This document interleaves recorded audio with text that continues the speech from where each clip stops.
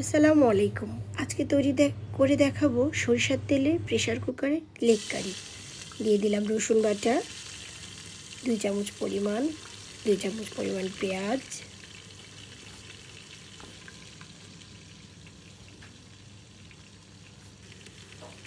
আদা বাটা দিয়ে দিলাম 1 চামচ পরিমাণ, দিয়ে কিছুক্ষণ নাড়তে থাকবো।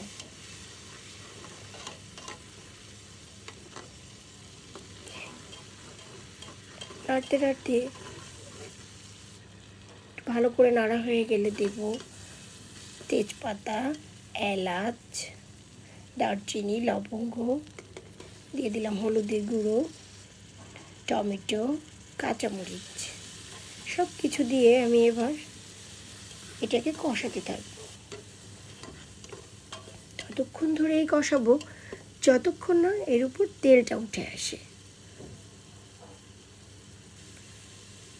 মশলাটায় তেলটা উঠে আসছে, এ পর্যায়ে আমি দিয়ে দেব আগে থেকে লেগ পিসগুলো একটু জাল করে পানিটা ফেলে দিয়েছি।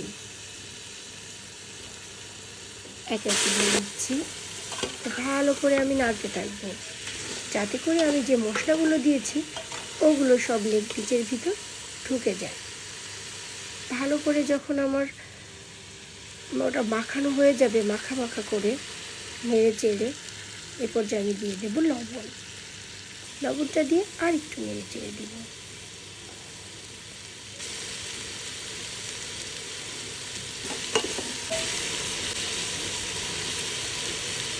সুন্দর একটা কালার এসছে।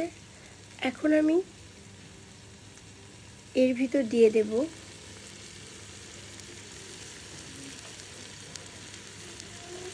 পানি, দিয়ে দেবো পরিমাণ মতো। প্রেশার কুকারে খুব বেশি পানি দেওয়ার প্রয়োজন হয় না, অল্প পরিমাণ, যতটুকু ঝোল রাখা হবে ঠিক অতটুকুই পানি দিতে হবে। পানিটা দিয়ে একটু নেড়ে চেড়ে মশলাটা মিশিয়ে দিলাম পানির সাথে।